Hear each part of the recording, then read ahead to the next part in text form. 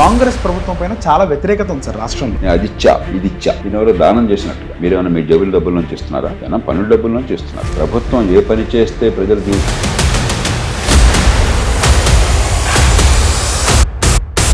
హైడ్రా పనితీరు ఏ విధంగా ఉందంట సార్? వ్యతిరేకత అయితే కూడగట్టుకుంది. ఈ తప్పుల వల్ల వచ్చినాయి ఇవన్నీ కూడా. మీరందరూ కూడా పంచాలి.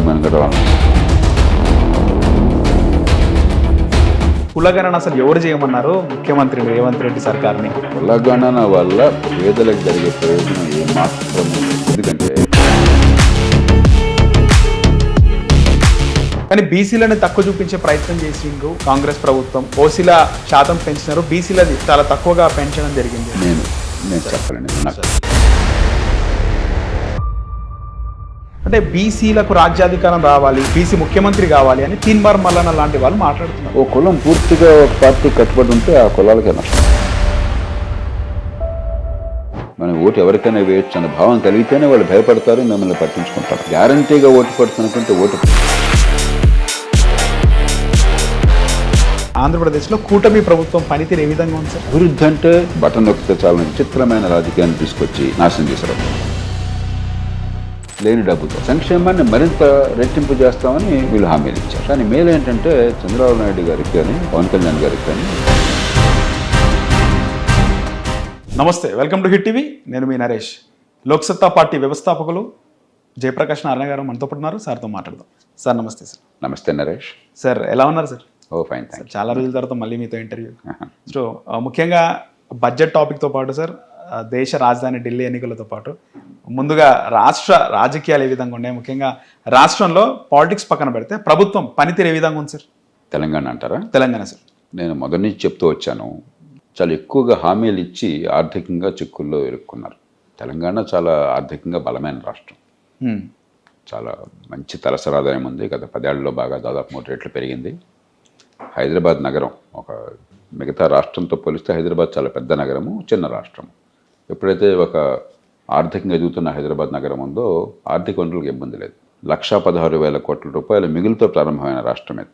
దేశంలో అతి ఎక్కువ మిగులున్న రాష్ట్రం తెలంగాణ. సపరేట్ అయినప్పుడు 14 ఆర్థిక సంఘాల లెక్కల ప్రకారం 5 ఏళ్లలో 1,16,000 కోట్ల రూపాయలు మిగులున్నది. ఓకే. ఈవేళ నెల జీతాలు ఇవ్వడం ఎట్లానే కంగారు పడే పరిస్థితి వచ్చిందని చెప్పంటే హామీలు ఎక్కువగా ఇచ్చి ఎలాగో గెలుపుంటే చాలు అని చెప్పిన ఉద్దేశంతో ఆర్థికంగా చిక్కుల్లో పడ్డారు. దాని నుంచి బయటపడాలి. కానీ మంచి విషయం ఏంటంటే గతంలో లాగానే హైదరాబాద్ నగర భవిష్యత్తు కానీ తెలంగాణ రాష్ట్రంలో ఆర్థిక అభివృద్ధి, మౌలిక సదుపాయాలు, పెట్టుబడులు కానీ ఏదో మాకు వద్దు అన్న భావం కాకుండా ఆర్థిక ప్రగతి కావాలి, పెట్టుబడులు కావాలి, మంచి భవిష్యత్తు కావాలన్న సంకేతాన్ని ఇస్తున్నారు. అది మంచి సార్. ముఖ్యంగా 6 గ్యారంటీలో భాగంగా కొన్ని పథకాలు అయితే జనాలకు వెళ్తున్నాయి సార్. నేను కూడా అర్బన్ కాకుండా రూరల్ ప్రాంతాల్లో కూడా వెళ్ళినప్పుడు ఫ్రీ బస్ కానీ 200 యూనిట్ల మనకి ఒక 25-30 ఏళ్ల క్రితానికి ఇప్పటికి తేడా దేశంలో ఏంటంటే సార్, ఒకప్పుడు హామీలు ఇచ్చి కొద్ది మంది అమలు చేసేవారు. ఎన్టీ రామారావు గారు హామీ ఇస్తే అమలు చేస్తారని నమ్మకం ఉంది. ఓకే. ఒక ఎంజీఆర్కి నమ్మకం ఉండేది. చాలా చోట్ల హామీలే కానీ అమలు అయ్యే కాదు. తర్వాత దశలో హామీలు కాగితం మీద అమలు అయ్యే కానీ వాస్తవానికి ఆచరణలో సరిగ్గా ఉండేది కాదు. ఎందుకంటే దేవుడు వరం ఇచ్చినా పూజారి వరం ఇచ్చేవాడు కాదు. ఓకే. మధ్యలో దళారులు ఉండేవాళ్ళు. అవును సార్. మరి అర్హత ఉన్న వాళ్ళకి అందేది కాదు. లేకపోతే అందే దానిలో మళ్ళీ లంచం మింగేవాళ్ళు. ఇటీవల కాలంలో దేశమంతా ఏమైందంటే, ఒకటి తాత్కాలికమైన సంక్షేమం వ్యక్తిగతంగా ఇచ్చేది హామీలు ఒకసారి ఇస్తే గట్టిగా అమలు చేస్తున్నారు చాలా మేరకు. ఓకే. ఎందుకంటే రాజకీయంగా ఓట్లు పొందడానికి అది మార్గం అన్న భావానికి పార్టీలు వచ్చినాయి. 2, ఈ డిజిటైజేషన్ ఎప్పుడైతే జరిగిందో, ఆధార్ కార్డు వచ్చి ఆధార్తో లింకేజ్ పెట్టి జరిగిందో, జన్ధన్ బ్యాంక్ అకౌంట్ పెట్టినాయో, 100కి 95-99 మందికి మధ్యలో ఎక్కడ దళారీలు వాళ్ళ దగ్గర డబ్బులు తీసుకోవడం అనేది లేకుండా డైరెక్ట్గా అందుతున్నాయి. ఆ రకంగా ఈ దేశంలో సంక్షేమ పథకాల అమలు చాలా మెరుగుపడింది. తెలంగాణలో కూడా అంతే సార్. అయితే ఏదైతే ఉచిత కరెంటుకి సంబంధించి చాలా వరకు కూడా మధ్యతరగతి, దిగువ మధ్యతరగతి ప్రజలకు వస్తున్నది సార్. నా సర్వేలో తేలింది మేము వెళ్ళినప్పుడు. కానీ కాంగ్రెస్ ప్రభుత్వం పైన చాలా వ్యతిరేకత ఉంది సార్ రాష్ట్రంలో. అంటే వాళ్ళు చెప్పుకోవడంలో విఫలమవుతున్నారా, లేకపోతే అపోజిషన్ చెప్పడంలో సక్సెస్ అవుతున్నారా సార్? చెప్పుకోవటం కాదు, నేను కొంచెం కర్కశంగా చెప్తాను. ఏ పార్టీ ఆ పార్టీ లేకుండా పార్టీలు ఎట్లాగొట్లా ఓటే దేవుడు, ఓటు వస్తే చాలు, అధికారం వస్తే చాలు అని చెప్పాను. దాంతో ఆ ధ్యాసలో, ఆ యావలో అసలు ప్రభుత్వం పాత్ర ఏమిటి, ప్రభుత్వం ఏం చేయాలి, దాన్ని పూర్తిగా నిర్లక్ష్యం చేస్తుంది. కాబట్టి తాత్కాలికంగా వ్యక్తిగత సంక్షేమానికి పెద్దపీట వేసి ప్రభుత్వం ఏ పని చేస్తే ప్రజల జీవితాలు దీర్ఘకాలంలో బాగుపడతాయో దాన్ని విస్మరించేసరికి కాలక్రమేణా కోపం కసి వస్తుంది. లేకపోతే జనం వెర్రి వాళ్ళ మీరేమైనా మీ జేబుల డబ్బుల నుంచి ఇస్తున్నారా? జనం పన్నుల డబ్బుల నుంచి ఇస్తున్నారు. అవును సార్. జనం పన్నులు కట్టింది వీటి కోసమా? జనం పన్నులు కట్టింది సొంతంగా మనం చేసుకోలేని సమిష్టిగా మాత్రమే చేయగల ఉమ్మడి వసతులు సౌకర్యాల కోసం. రోడ్లు ఎట్లా ఉన్నాయి, ట్రాఫిక్ ఎట్లా ఉన్నది, మన పిల్లల చదువు ఎట్లా ఉన్నది, డబ్బులు ఖర్చు పెట్టకుండా మంచి చదువు వస్తుందా, ఆరోగ్యం ఎట్లా ఉన్నది, మరి పోలీస్ స్టేషన్లో కానీ మరో చోట కానీ న్యాయం అందరికీ సమానంగా అందుతోందా, మంచినీళ్ళు, మురుగునీటి పారుదల, వరద నీటి పారుదల ఎట్లా ఉన్నాయి, ఆదాయాలు పెరుగుతున్నాయా, నైపుణ్యం వస్తోందా, ఉపాధి కలుగుతోందా, జీవితాలు బాగుపడుతున్నాయా, ఇవన్నీ ప్రభుత్వం పట్టించుకోవాలి. అవన్నీ పక్కన పెట్టేశారు. నేను అది ఇచ్చా ఇది ఇచ్చా, ఈయనెవరో దానం చేసినట్టుగా. దానికి తాత్కాలికంగా ప్రజలు ఓటేస్తారు. ఎందుకంటే మీకు ఎంతకంటే జరిగేది లేదు, ఏదో ఎవరికి చూద్దాం అని చెప్పేస్తారు. కానీ ఎల్లకాలం మీకు రుణపడాల్సిన అవసరం లేదు, మిమ్మల్ని మెచ్చుకోవాల్సిన అవసరం లేదు. ఎందుకంటే మీరు ప్రభుత్వం మౌలికమైన పాత్ర మీరు విస్మరించారు. ప్రభుత్వాన్ని ఎందుకు ఏర్పాటు చేసుకున్నామో దాన్ని పక్కన పెట్టేశారు. నిరుపేదలు సైతం ఈవేళ ఈ 30,000, 20,000, 50,000, 70,000 వాళ్ళ స్థాయిని బట్టి పిల్లల స్కూళ్ళ కోసం ఫీజులు కడుతున్నారు. అయినా చదువు రావట్లా. వాడిని మీకు మీ మనం చూసి సంతోషపడాలండి? ఏం ఉద్ధరించారు వాళ్ళ జీవితాన్ని? 10,000 కోట్ల రూపాయలు ఖజానా డబ్బులు ఖర్చు పెడుతూ చదువు రావట్లేదు స్కూళ్ళల్లో. అది నిజం, కఠోర వాస్తవం. మరి ప్రజలు రుణపడి ఉంటారా మీకు? వాళ్ళ పిల్లల బతుకులు నాశనం చేస్తే? ఆరోగ్యవంతక తెలంగాణలో ఏడాదికి దాదాపు 20 లక్షల మంది బేదలవుతున్నారు. 20 లక్షలు అనారోగ్య కారణంగా. సగటున ఏడాదికి 20 లక్షల మంది తెలంగాణలో, 26 లక్షల మంది ఆంధ్రప్రదేశ్లో బేదలవుతున్నారు ప్రతి సంవత్సరం. వాళ్ళు మీకు రుణపడి ఉండాలా? ఎలాంటి ఆరోగ్య వ్యవస్థ ఏర్పాటు చేశారు మీరు? ఈ దేశంలో చట్టం పనిచేస్తుందా? బడుతున్నాడు దెబ్బరే. హైదరాబాద్ నగరంలో ట్రాఫిక్ దగ్గర సరిగ్గా రద్దీ లేకుండా జరుగుతుందా? సాయంత్రం 6 గంటలకు ఎక్కడైనా డ్రైవ్ చేస్తే మీరంతా చాలా పెరిగిపోయింది సార్. చూస్తున్నారు కదా. ఎందుకంటే తగలడింది? పబ్లిక్ ట్రాన్స్పోర్ట్ లింకేజెస్ ఏమన్నా ఉన్నాయా? ఇంటిగ్రేట్ చేశారా ఏమన్నా? ఉదయం 7 నుంచే ప్రభుత్వం చేయాల్సిన పని అన్నీ విఫలం అయిపోతుంది సార్. తాయిలాలు ఇస్తోంది. మీరేమంటున్నారు? తాయిలాలు ఇచ్చారు కాబట్టి గొప్పవాళ్ళు, వాళ్ళు చెప్పుకోవాలా, ప్రజలు నమ్మాలా, వాళ్ళని గౌరవించాలి. ఎందుకు గౌరవించాలి? మీరు ఏ పని చేయాలో దాన్ని పక్కన పెట్టేసి ప్రజల బతుకులు నాశనం చేసి తాయిలాలు ఇచ్చేసి మమ్మల్ని ఆదరించాలని ఎందుకు ఆదరిస్తారు? ఆదరించకూడదు సార్. ప్రజలు కూడా ముఖ్యంగా కేసీఆరే బాగుండే, ఆయన పరిపాలన బాగుంది, కాంగ్రెస్ పాలన బాగలేదని చాలా మంది మాట్లాడుతున్నారు సార్, మెజారిటీ. అది నేను రాజకీయాల్లోకి వెళ్ళను, కానీ ఆనాటికి నాటికి మౌలికమైన తేడా ఏంటంటే, ఆనాడు తప్పులు జరిగిన నేను ఎన్నోసార్లు విమర్శించాను బహిరంగంగా. అవును సార్. వృధా ఖర్చులు పెట్టారు, పెద్ద పెద్ద పథకాలు. కాళేశ్వరం ఇప్పుడు అందరూ తిడుతున్నారు. మొట్టమొదటి గొంతెత్తిన వాడిని నేను తెలుగు నాట. ఎవరు దాని మీద ఇప్పుడు చేవేళ్ల ప్రాణహిత పథకం పేరుతో ఉన్నప్పటి నుంచి దాన్ని వ్యతిరేకించాను. తప్పని కాదు, పెట్టే ఖర్చు వచ్చే ఫలితం చూస్తే అసలు పొంతం లేదు, ఇది కాదు పద్ధతి, రైతులకు ఇంకో రకంగా మేలు చేయొచ్చు అని చెప్పని. కానీ ఎంతో కొంత అభివృద్ధి కోసం సంక్షేమానికి సమతూకాన్ని పాటించారు. ఇప్పుడేమైంది? మరి సంక్షేమం పాలు ఎక్కువైపోయి ఏదో రకంగా ఓట్ల వేట కోసం అని చెప్పని అభివృద్ధికి తగినటువంటి మౌలిక సదుపాయాల వల్ల మిగతా విషయాలు వెనకబడుతున్నారు. ఉదాహరణకి గతంలో ఉన్న పథకాలు కూడా అమలు కష్టంగా ఉంది. ఫీ రీయింబర్స్మెంటు ఏ కాలేజీని అడిగినా కూడా నాకు చెప్తున్నారు ప్రైవేట్గా డబ్బులు రావట్లా. మరి ఫీ రీయింబర్స్మెంట్ సంక్షేమ పథకమే కదా? అవును సార్. ఒకప్పుడు కాంగ్రెస్ ప్రభుత్వం పెట్టిందే కదా? అవును సార్. అమలు చేయలేకపోతున్నారు. మరి ఆరోగ్యశ్రీ చాలా చోట్ల బకాయిలు ఉంటున్నాయి, సంక్షేమ పథకాల్లో కూడా అమలు కావట్లేదు. మిగతా అభివృద్ధి ఖచ్చితంగా వెనకబడింది, మౌలిక సదుపాయాలు వగేరా. మరి సహజంగా ప్రజల నుంచి మరి ఆ గొంతు వినిపించకపోతే దేశం బాగుపడుతుందా? ప్రజాస్వామ్యంలో ప్రభుత్వం చేయవలసిన పని చేయకపోతే ప్రజలు గొంతు విప్పాలా, ఏ పార్టీ అయినా కూడా. అది కూడా లేకపోతే ఇంక దేశాన్ని కాపాడుకోగలమా? సార్, ముఖ్యంగా ప్రజలకి ఎన్నికల్లో హామీలు కావాలా సార్, డెవలప్మెంట్ కావాలంటారా? ఖచ్చితంగా దీర్ఘకాల అభివృద్ధి. ఇప్పుడు ఈవేళ పరగడిపోయి మళ్ళీ పరగడిపోయి కదా, ఇవాళ మీరు భోజనం పెట్టారు, నా సృష్టిగా భోజనం పెట్టారు, ఆకలి ఉందని చెప్పని. సంతోషం నరేష్, థ్యాంక్ యూ, మంచి భోజనం పెట్టావు అన్నాను. రేపు మళ్ళీ ఆకలి వేస్తుందా లేదా? అవును సార్. సమస్య పరిష్కారం అయిపోయిందా? అందుకే చైనీస్ సామెత ఏం చెప్తారు? ఆకలి కొన్నవాటి ఖచ్చితంగా మనం కడుపు నింపాలి, వద్దంట్లా నేను. కానీ అదే పరిపాలన అనుకుంటే అంతకంటే పొరపాటు ఇంకొకటి లేదు. నిజంగా దీర్ఘకాలంలో వాళ్ళకి కావాల్సింది, వాళ్ళు ఇవాళ చేపలతో భోజనం వండించడమా చైనీస్ సామెతలో చెప్పేది వాళ్ళు, లేకపోతే చేపలు పట్టడం నేర్పి ఒక గాలాన్ని ఇవ్వటమా, వాళ్ళనో గాలాన్ని ఇవ్వటమా? ఏది ముఖ్యం? గాలం ఇవ్వటమే సార్. కాబట్టి దీర్ఘకాలంలో బతుకులను బాగు చేయకుండా నేను దాతని, నువ్వు నా దగ్గర అర్థించేవాడివి, నేను నీకు ఇస్తున్నాను అన్న భావన ప్రజాస్వామ్యంలో ప్రజలను అవమానించడం అవుతుంది సార్. అలాగే హైడ్రాకి సంబంధించి హైడ్రా పనితీరు ఏ విధంగా ఉందంట సార్? వ్యతిరేకత అయితే కూడగట్టుకుంది. మన దేశంలో ప్రధానికి 2 రోజుల పాటు అడావిడి అది మన్నాడు ఇది గందరగోళం. అట్లా కాదు. నేను శాసనసభ్యుడిగా ఉన్నప్పటి నుంచి నేను గట్టిగా పోరాడుతాను. హైదరాబాద్ నగరంలో ఈ ట్యాంకులన్నీ కూడా కూకట్పల్లిలో మీరు చూస్తే ఆనాడే బౌండరీలన్నీ గుర్తించి అన్ని కంచెలు వేయించాను నేను. కబ్జాలు లేకుండా కాబట్టి కబ్జాలు ఆపాలనే విషయంలో ఎవరు కాదనరు. కానీ 2 విషయాలు మనం పట్టించుకోకుండా ఏదో ఆర్భాటం చేస్తే 4 రోజులు ప్రచారం వస్తుంది కానీ చివరికి ఏమీ ఫలితం రాదు. మొట్టమొదటిది 10,000 మంది నిరుపేదలు పొట్ట చేత పట్టుకుని గ్రామీణ ప్రాంతాల నుంచి పెద్ద నైపుణ్యం లేకుండా పెద్దగా ఆదాయం లేకుండా హైదరాబాద్ వస్తున్నారు. వాళ్ళందరికీ అక్కడ స్థానికంగా ఏదో చిన్న చిన్న ఇళ్ళు మరొకటి అక్కడ ఏర్పాటు చేసుకున్నారు. అవును సార్. ప్రభుత్వం ఆనాడు పట్టించుకోవాలి. చాలా చోట్ల వాళ్లే బిల్డింగ్స్ అప్రూవల్ ఇచ్చారు, పట్టించుకోవాలి. ఇప్పుడు అకస్మాత్తుగా గీత గీసి కూల్చి పారేస్తామంటే ఒక భేద దేశంలో ఇది ఆషామాషి కాదు.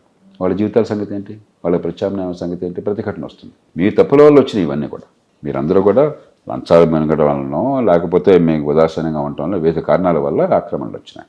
కాబట్టి ట్రైన్కి అడ్డుపడుతోంది, మరి దీనివల్ల ప్రవాహం ఆగిపోతే మొత్తం మురుగునీరు పారుదల కానీ లేకపోతే మరొకటి కానీ వర్షం నీరు పారుదల కానీ నాశనం అయిపోతుంది అన్నప్పుడు గట్టిగా పట్టించుకోవాలి. ఉదాహరణకి నాకు బాగా గుర్తుంది, నేను శాసనసభ్యుడిగా ఉండగా డ్రైన్ మీద ఒక ప్లాట్ఫామ్ కట్టేసి 3 అంతస్తుల బిల్డింగ్ కట్టేశారు.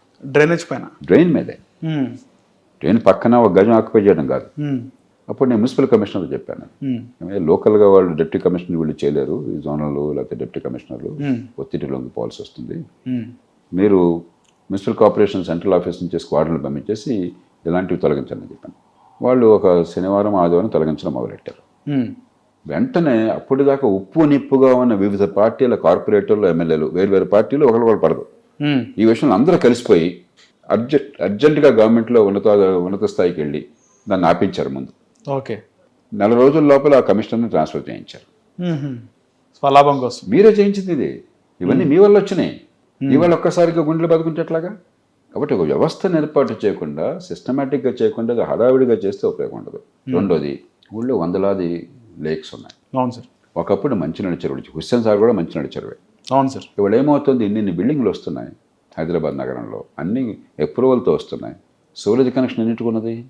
హైదరాబాద్ నగరంలో ఉన్నటువంటి 27 లక్షల ఇళ్ళుంటే కుటుంబాలు ఇళ్ళు కాదు కుటుంబాలు, హౌస్ హోల్డ్స్ అంటాం. 9 లక్షలు 10 లక్షలు దాటి మీకు సివరేజ్ కనెక్షన్ లేవు. 10 లక్షల వరకు కూడా. మిగతా 15-16 లక్షలకి 23 లక్షలు అనుకుంటాను ఇల్లు ఉంది. 9 లక్షలకు సివరేజ్ కనెక్షన్ ఉన్నాయి. మిగతా 14-15 లక్షల ఇళ్ళకి సివరేజ్ కనెక్షన్ లేదు, మురుగునీటి పారుదల లేదు. మీరేం చేస్తున్నారు, ఏదో అక్కడ సూవేజ్ ట్రీట్మెంట్ ప్లాంట్ పెట్టిన మరొకటి కాగితం మీద పెడుతున్నారు, కాగితం మీద చూపెడుతున్నారు. కానీ పక్కన ఉన్న లేక్లోకి మలమూత్రాలు పైపు చేస్తున్నారు. అవన్నీ మీరు చేశారు.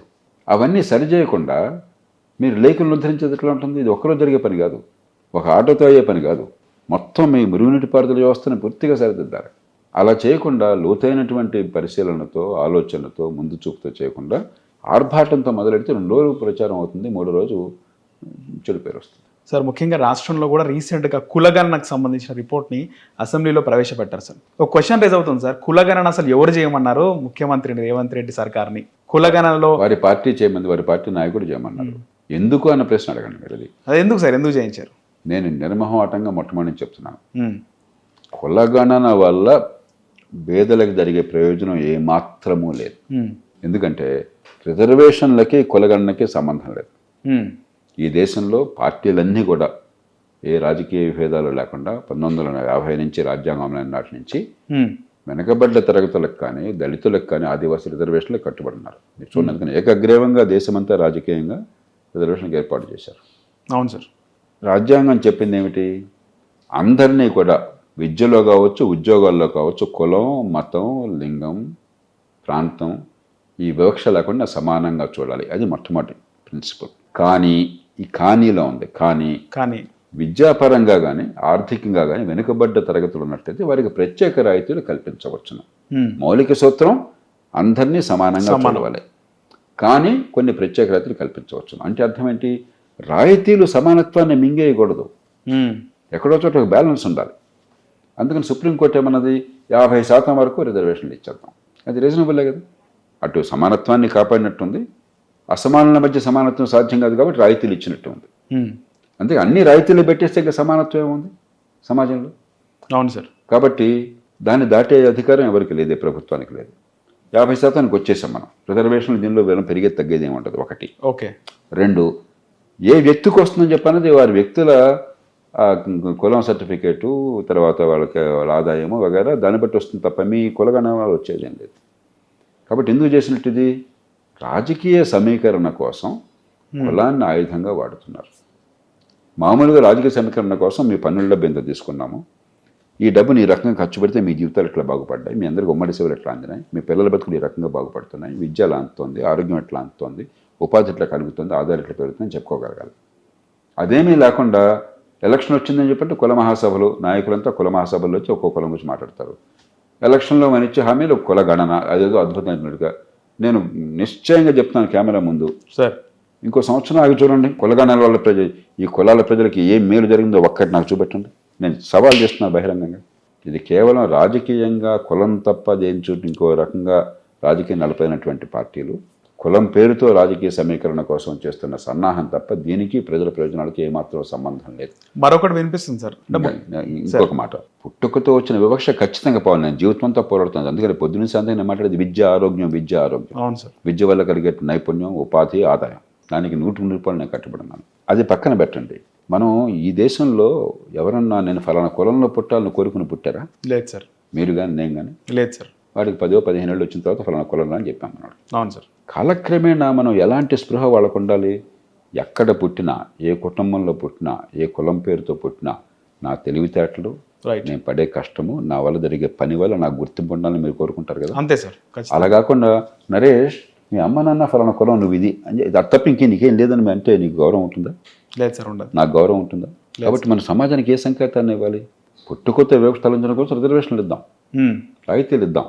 కానీ నిన్ను సమాజం అంచనా వేసినప్పుడు కులం కాదు నీకు కావాల్సిన, నిన్ను కూర్చొని వాళ్ళు వచ్చినప్పుడు నీ కులం కాదు నీకు గుర్తు రావాల్సింది నీ ప్రతిభ, నీ ఆసక్తి, నీ అభిరుచి, నువ్వు పడే కష్టము, నీ వల్ల సమాజానికి ప్రయోజనము, దాన్ని బట్టి గుర్తింపు ఉండాలి. ఆ సంకేతాన్ని ఇవ్వాలా? ప్రతిరోజు పొద్దున్న సాయంత్రంగా నీ కులం ఇది, నీ కులం ఇది, నీ కులం ఇది గుర్తు చేయాలి మనకి. నేను ఫ్రాంక్గా అడుగుతున్నాను, ఎలాంటి సమాజాన్ని కోరుతున్నాం మనం? కేవలం ఇంకా రాజకీయ లబ్ధి కోసం ఇవన్నీ కూడా జరగడం జరిగింది. ఖచ్చితంగా. కానీ బీసీలని తక్కువ చూపించే ప్రయత్నం చేసిండ్రు కాంగ్రెస్ ప్రభుత్వం. ఓసీల శాతం పెంచినారు, బీసీలది చాలా తక్కువగా పెంచడం జరిగింది. నేను చెప్పలేను, నాకు తెలియదు. ఎందుకంటే సార్ ఆధారాలు లేకుండా నేను ఎప్పుడు మాట్లాడను. Right sir. కాబట్టి సర్వే ప్రామాణికంగా జరిగిందా జరగలేదా, ఆ సంఖ్య కరెక్ట్ కాదా అన్నది చెప్పేటువంటి సాహసం నేను చేయను. కానీ సార్ గతంలో జరిగిన కులగణన రాజ్యాంగం ఏర్పడిన తర్వాత అది యాప్ట్ అంటారా సార్? ఇప్పుడు జరిగిన కులగణకు దానికి ఏమన్నా ఉందంటారా? అంటే కరెక్ట్గా జరుగుతుందా సార్ కులగణన? అంటే గతంలో కూడా కులగణన జరిగినాయి. ఎందుకు జరిగినాయి? 2 కారణాలుగా.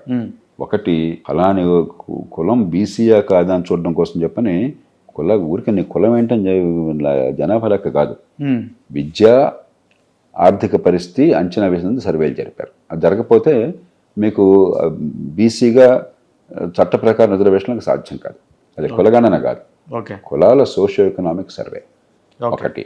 రెండోది, స్థానిక ప్రభుత్వాల్లో బీసీ రిజర్వేషన్ ఉన్నప్పుడు కోర్టులు ఏం పట్టుబట్టినాయంటే ఏ ప్రాతిపదిక మీద మీరు ఇస్తున్నారని చెప్పి అడుగుతారు. కాబట్టి జనాభా సుమారుగా ఇంతమంది బీసీలు ఉన్నారు కాబట్టి ఇంత స్థాయిత్వం ఇస్తున్నారని చెప్పడానికి అవకాశం ఉంది. ఈ రకంగా చేశారు తప్ప కులం చుట్టూ సమాజాన్ని తిప్పే ప్రయత్నం కొంత ఉంటుంది కులగణన చేసినప్పుడు. కానీ వెనకాల ఉన్నటువంటి ఉద్దేశం కులం చుట్టూ సమాజాన్ని తిప్పటం కాదు, రాజకీయ సమీకరణ కోసం కాదు. ఆ ప్రత్యేక పరిస్థితి వల్ల చేశారు. ఇప్పుడు ఏమిటంటే అసలు ఇదే ఒక పెద్ద సిద్ధాంతంగా మారుస్తున్నారు. కులగణనే మాకు ఇప్పుడు కాంగ్రెస్ పార్టీ వారిది కులగణనే గొప్ప ఎజెండా, కులగణనే గొప్ప సిద్ధాంతం, కులగణనే గొప్ప ఏమంటారు ఫలితం, మేము సాధించినటువంటి ఘనకార్యం అంటున్నారు. అది చాలా విచిత్రంగా ఉన్న వాదన సార్. ముఖ్యంగా 2009కు ముందు రాష్ట్రంలో కాంగ్రెస్, టీడీపీ 2 పార్టీలు ఉండే సార్ ఉమ్మడి రాష్ట్రంలో. ఒక కొత్త పార్టీ వచ్చింది, ఆ పార్టీకి చాలామంది స్వచ్ఛందంగా పనిచేసినారు. అదే మీరు స్థాపించిన లోక్సత్తా పార్టీ. సో అలాంటి పార్టీ ఆ తర్వాత కొన్ని కారణాల వల్ల, కొన్ని సెంటిమెంట్ల వల్ల పక్కకి వెళ్ళిపోయింది సార్. అది వాస్తవం. చాలా ఆ సెంటిమెంట్ కనుక లేకుంటే ఈరోజు పార్టీ ప్రభుత్వం ఏర్పాటు చేసేది. సో మనం దేశ రాజధానిలో కూడా చూస్తాం. సో అలాంటిది ఇప్పుడు కొత్తగా రాష్ట్రంలో ఒక బీసీ నినాదం అనేది వినబడుతుంది సార్. అంటే బీసీలకు రాజ్యాధికారం రావాలి, బీసీ ముఖ్యమంత్రి కావాలి అని తీన్మార్ మల్లన్న లాంటి వాళ్ళు మాట్లాడుతున్నారు. ఇది కేవలం టైం పాస్ ఏదైనా పదవి కోసమా, లేదా నిజంగా చిత్తశుద్ధం కాదు? గతంలో కూడా ఈ డిమాండ్స్ ఉన్నాయి. ఇప్పుడు వైవిధ్యభరితమైన సమాజంలో ఖచ్చితంగా ప్రజా ప్రాతినిధ్యంలో కానీ రాజ్యాధికారంలో కానీ వాటా ఉండాలని కోరుకోవటం అనేది సహజమైన కోరిక. ఆ గొంతు వినిపించాలి, మరి అధికారంలో వాటా ఉండాలి, ప్రజల చుట్టూ అధికారం తిరగాలి. ఏదో కొంతమంది ముఖ్యమంత్రి చేతులు అధికారం కాకుండా ఆ ప్రజలకి గొంతు ఉండాలి. అందుకే స్థానిక ప్రభుత్వాలు బలోపేతం కావాలి. ఇది రాజకీయ ప్రక్రియలో సహజమైనటువంటి ప్రక్రియ, ఓకే పూర్వం నుంచి జరుగుతోంది ఇది. అయితే అదేమిటంటే దానికి సరైన మార్గం కులం పేరుతో నాయకత్వం వస్తే చాలదు. ఆ కులం పేరుతో వచ్చి వాడు దరిద్రుడు అనుకోండి, ఉపయోగం ఉందా మనకి? కాబట్టి సమర్థులైన నాయకులు సమాజంలో అన్ని వర్గాలు ప్రాతినిధ్యం వచ్చే వాళ్ళు ఎదిగేట్టుగా రాజకీయాన్ని మార్చాలి. రాజకీయ పార్టీలు అంతర్గత ప్రజాస్వామ్యం కావాలి. అలాగే స్థానిక ప్రభుత్వాల్లో మీకు కులం పేరుతో రిజర్వేషన్ ఉంది. ఇప్పటికే 75% రిజర్వేషన్ ఉంది. ఎస్సీ, ఎస్టీ, బీసీ, మహిళలు. ఓకే అధికారాలు 0, అలంకారప్రాయమైన పదవులు. ఓకే కాబట్టి నిజంగా మనం ఈ సాధికారత కావాలంటే రిజర్వేషన్ ఉన్న చోట సాధికారత కోసం గట్టిగా పోరాడి అక్కడ వాళ్ళ చేతుల్లో అధికారం పెట్టి వాళ్ళ ద్వారా మంచి పనులు చేయించి నాయకత్వాన్ని పెంచామనుకోండి, సహజంగానే నాయకత్వం ఎదురుతుంది. కాబట్టి ఖచ్చితంగా అన్ని వర్గాలకి అన్ని భావాలకి గొంతు అనేది ప్రజాస్వామ్యంలో కోరడం సహజం. దానికి వీలున్నంత వరకు ఏర్పాట్లు చేయడం అవసరం. బీసీలందరూ ఒక నాయకత్వంలో ఏకతాటిపైకి వచ్చి బీసీలందరూ వేరే ఇతర పార్టీలకు ఓటేయకుండా ఇలాంటి బీసీ పార్టీకి ఓటేసే అవకాశం ఉందంటారా సార్ భవిష్యత్తులో? భవిష్యత్తులో ఉంటుందో నేను చెప్పలేను. కానీ ఎన్నికల్లో ఎప్పుడు కూడా పూర్తిగా ఒక కులం పేరు మీదే ఉండదు. కుల ప్రభావం ఖచ్చితంగా చాలా ఉంది, మనందరికీ తెలుసు. కానీ కులం ఒక్కదాన్నే చూసి కులం అంతా ఓటేస్తారు అనుకోవటం పొరపాటు. అలాగే కళ్ళు మూసుకుని కులం అంతా ఓటేసినా కూడా మంచిది కాదు. ఓకే, రెండూ మంచిది కాదు. ఎందుకంటే కులం కానీ మతం కానీ ప్రాంతం కానీ ప్రాతిపదికగా ఇక ఏమి చూడకుండా మంచి చెడు చూడకుండా చేసామనుకోండి, అది రెచ్చగొట్టి కొంతమంది మనల్ని ఉన్మాదుల్ని చేస్తారు. ఇక వాడు ఏం చేస్తున్నాడు, వాడు నా జీవితం ఏమవుతుందన్న ఆలోచన నాకు లేకుండా గుడ్డిగా ఓటేసాను అనుకోండి, అప్పుడు నాకు వచ్చే ఫలితం ఉండదు. ఆ పేరుతో కొందరు అధికారం ఎక్కుతారు అంతే. కాబట్టి ఖచ్చితంగా కులం అనేది ఒక అంశం అవుతుంది, కానీ దాని చుట్టే రాజకీయం అన్నది అది సరైన పద్ధతి కాదు, ఫలితాలను ఇవ్వదు. రెండోది, ఏ కులమైనా మతమైనా సరే, ఏ వర్గమైనా సరే, గ్యారంటీగా వాళ్ళందరూ ఈ పార్టీకి ఓటేస్తున్నారు అనుకోండి సార్, వేరే పార్టీకి గ్యారంటీగా ఓటు వేరు అనుకోండి, రెండు రకాలుగా నష్టపోతారు. ఓకే, ఏ విధంగా సార్? ఓటు పొందే పార్టీ ఎట్లాగా నాకు ఓటేస్తారు కదా, ఇంకా అడిగేం చేయక్కర్లేదు. నేను ఓటు పొందని పార్టీ ఎట్లాగా నాకు ఓటేరుగా, ఇంకా వాడు నాకెందుకు, వాళ్ళకి నేనేం చేస్తా? చూసారా మీరు, రెండు రకాలుగా నష్టపోతారు. కాబట్టి ప్రాతినిధ్యం గొంతు వేరు. ఓ కులం పూర్తిగా ఒక పార్టీ కట్టుబడి ఉంటే ఆ కులాలకే నష్టం. నేను కొంచెం నిజాయితీగా చెప్తున్నాను. Right sir. సో అన్ని వర్గాల నాయకత్వం ఉండాలంట సార్ ప్రభుత్వం. ఉండాలి. తర్వాత మనం కూడా ఓటు ఎవరికి వేస్తామన్నది సందర్భాన్ని బట్టి, మన అంచనాన్ని బట్టి, మన నిర్ణయాన్ని బట్టి, వాళ్ళు చేస్తున్న వాళ్ళ పరిపాలన మీద మన అంచనాన్ని బట్టి మనం ఓటు ఎవరికైనా వేయచ్చు అన్న భావం కలిగితేనే వాళ్ళు భయపడతారు, మిమ్మల్ని పట్టించుకుంటారు. గ్యారంటీగా ఓటు పడుతుంది అనుకుంటే ఓటు పడేవాడు పట్టించుకోడు, ఓటు పడనేవాడు పట్టించుకోడు, మీరు బానిసలైపోతారు. సార్, రీసెంట్గా కేంద్ర ప్రభుత్వం ప్రవేశపెట్టిన బడ్జెట్కి సంబంధించి ముఖ్యంగా ఒక ట్యాక్స్ని కూడా తీసుకురావడం జరిగింది. అది మధ్యతరగతి ప్రజలకి ఏ విధంగా ఉపయోగపడుతుంది సార్? లాభం అంటారా, నష్టం అంటారా? ఆదాయ పన్ను ఎంత ఎక్కువ మినహాయింపు ఉన్న దేశం, పెద్ద దేశాల్లో ఇంకొకటి లేదు. అమెరికాతో మీకు పోలికిస్తాను మీ ఉదాహరణకి. ఓకే, మనం అమెరికాతో పోల్చినప్పుడు డాలర్ విలువ 88-87 రూపాయలు లెక్కెట్టకూడదు. ఒక డాలర్కి మనం ఇక్కడ రూపాయల్లో కొనేది ఎంత కొనగలుగుతారో చూడాలి. అలా చూస్తే 20 రూపాయలకు మనం కొనేది అమెరికాలో ఒక డాలర్ కొంటారు. కొనుగోలు శక్తి అమెరికాలో డాలర్కి మన 20 రూపాయలు కాస్త అటు ఇటుగా సమానం. 12 లక్షల రూపాయల దాకా మీకు మినహాయింపు ఇచ్చారు ఆస్తి పన్ను, ఆదాయ పన్నులు అంటే $60,000 సమానం కొనుగోలు శక్తి రీత్యా. అమెరికాలో $10,000 ఉన్నా కూడా మీరు 10% పన్ను కట్టాలి ఆదాయం. $11,000 దాటితే 12% కట్టాలి. $45,000 దాటితే 22% కట్టాలి. మనకు $60,000 దాకా 0 కట్టాలి. కాబట్టి ప్రపంచంలో ఏ దేశంలో లేనంత ఆదాయ పన్ను రాయితీ ఈ దేశంలో ప్రభుత్వం అనూహ్యంగా ఇచ్చింది. అంత ఎవరు ఊహించాల. మధ్యతరగతిగా కట్టుకుందామని. తర్వాత ఈ డబ్బు కనుక ఆదాయం డబ్బుతో మార్కెట్లో వస్తువులను కానీ సేవలను కానీ కొనుక్కున్నట్లయితే డిమాండ్ పెరుగుతున్న ఉద్దేశంతో కానీ, లేకపోతే కొంత సేవింగ్స్ పెరుగుతున్న ఉద్దేశంతో కానీ ఆ పని చేశారు. అదే సమయంలో ఆర్థిక మంత్రి అభినందించాల్సింది ఏంటంటే, రాష్ట్రాలకు ఇచ్చే నిధులు మొత్తం జాతీయ స్థాయిలో పన్నులు, పన్నేతర అన్నీ కలిపితే వచ్చేటువంటి నిధుల్లో 53% రాష్ట్రాలకు పంపిస్తున్నారు. 47% జాతీయ స్థాయిలో ప్రభుత్వం దగ్గర ఉంటుంది. మూడోది, అప్పుల భారాన్ని తగ్గిస్తున్నారు. ద్రవ్యలోటు తగ్గించి రాష్ట్రాల్లా కాకుండా మన తెలుగు రాష్ట్రాల నుండి కూడా ఉన్న కొద్దికి అప్పుల్లో కూరుకుపోతున్నాయి. జాతీయ స్థాయిలో అట్లా కాకుండా క్రమక్రమంగా అప్పుల భారాన్ని తగ్గిస్తున్నారు. ఫిస్కల్ డెఫిసిట్ అంటాం, అంటే ఆదాయం కంటే ఖర్చు అంత ఎక్కువ ఉంది అని చెప్పన్నది. అది ఉన్న కొద్దికి తగ్గిస్తున్నారు. ఇప్పుడు నడుస్తున్న సంవత్సరం రేపు మార్చి 31 దాకా 4.8% తగ్గించారు జీడిపిలో. వచ్చే సంవత్సరం 4.4% చేస్తున్నారు. ఒకప్పుడు 9.2% ఉన్నది 4 ఏళ్ల క్రితం. అదే సమయంలో పెట్టుబడులు పెంచారు. రికార్డు స్థాయిలో వరుసగా 3 ఏళ్ల పాటు పెట్టుబడులు దేశంలో పెంచారు. రాష్ట్రాలు కూడా పెట్టుబడుల కోసం గణనీయంగా డబ్బులు ఇస్తున్నారు. కాబట్టి ఆ రకంగా చూస్తే ఆర్థిక క్రమశిక్షణ విషయంలో ఇది చాలా ప్రశంసనీయమైన బడ్జెట్. సార్ అలాగే బడ్జెట్లో తెలంగాణ రాష్ట్రానికి సరైన ప్రాతినిధ్యం ఇవ్వలేదు సార్. అంటే బడ్జెట్లో అన్ని రాష్ట్రాల పేర్లు చెప్పరు అదే పనిగా. సార్ ఏదో బీహార్లో ఎలక్షన్లు ఉన్నాయి కాబట్టి రాజకీయంగా 4 సార్లు బీహార్ మాట్లాడారు అంతే. మీకు మొత్తం చూడాల్సింది నేను అందుకు ఇందాక చెప్పాను మీకు ఎంత డబ్బులు రాష్ట్రాలకు కేటాయించారు. 25,60,000 కోట్ల రూపాయలు రాష్ట్రాలకు జాతీయ స్థాయి నుంచి నిధులు అందుతున్నాయి. 25,60,000 కోట్ల రూపాయలు ఇవన్నీ రాష్ట్రాలకు వస్తున్న డబ్బులే. ఇవి కాకుండా జాతీయ స్థాయిలో ప్రభుత్వం మరొక 11,20,000 కోట్ల రూపాయలని పెట్టుబడులు పెడుతున్నారు. అది ఎక్కడ పెడతారు? రాష్ట్రాల్లోనే. అంటే 36,81,000 కోట్ల రూపాయలు జాతీయ స్థాయి నుంచి రాష్ట్రాల్లో ఖర్చు అవుతుంది. ఇది ఏదో రాష్ట్రంలో ఖర్చు అవుతుంది కదా. అవును సార్. మీరు విడివిడిగా పద్ధతులు చూస్తుంటే వస్తుంది. కానీ 4 సార్లు తెలంగాణ పేరు చెప్తే ఆంధ్రప్రదేశ్ పేరు చెప్తే ఉబ్బిపోవటము, పేరు చెప్పకపోతే తగ్గిపోవడం కాదు. అసలు ఏం జరుగుతుందో మనం గణాంకాలు తెలుసుకోవాలి సార్. ముఖ్యంగా రాష్ట్రంలో 8 మంది భారతీయ జనతా పార్టీకి సంబంధించిన ఎంపీలు ఉన్నారు సార్. కేంద్రంలో అధికారంలో ఉంది. సో వాళ్ళ వల్ల ఎలాంటి ఉపయోగం జరుగుతుందంటే ఏం చెప్తారు సార్? అది వారు చెప్పాలి, మన అడిగితే ఎట్లాగా సార్. అంటే ఏమైనా జరుగుతుందని సార్ సంవత్సరం దాదాపు సంవత్సరం ఖచ్చితంగా. ఇప్పుడు మన దేశంలో ఏ పార్టీ అధికారంలో ఉన్నా కూడా రాష్ట్రంలో జిల్లాల విషయం కావచ్చు, దేశంలో రాష్ట్రాల విషయం కావచ్చు, ఎవరికి అన్యాయం చేయలేరు. మనం ఆ స్థాయి దాటిపోయాం సార్. ఒకప్పుడు అట్లా ఉండేది. ఒకప్పుడు ప్రధానమంత్రి గారు మరొకరు తలుచుకుంటే ఇందిరాగాంధీ దగ్గర కాలంలో ఇతర కాలంలో ఈ రాష్ట్రంలో కావాలంటే ఇచ్చేవాళ్ళు, ఇంకో రాష్ట్రం కాదంటే కాదనేవాళ్ళు. ఒక రాష్ట్రంలో కావాలంటే పెట్టుబడి పెట్టేవాళ్ళు, ఇంకో రాష్ట్రం లేదు. అంత ఇష్టం వచ్చినట్టు లైసెన్స్ రాజ్యం ఉండేది. ఇప్పుడు అట్లా కాదు. ఇప్పుడు అన్ని రాష్ట్రాలకి ఒక ప్రత్యేక ప్రతిపత్తి ఉన్న కొన్ని రాష్ట్రాలకి కొన్ని ప్రత్యేకంగా 11 రాష్ట్రాలు ఉన్నాయి.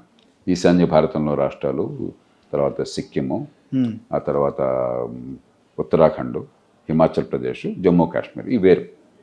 అన్ని పార్టీలు ఏ అంగీకారానికి వచ్చినా వాళ్ళకి ప్రత్యేకంగా కొంత ఇచ్చేస్తారు. మిగతా రాష్ట్రాలంటికి కొన్ని పద్ధతుల ప్రకారం అండలు వెళ్ళిపోతాయి.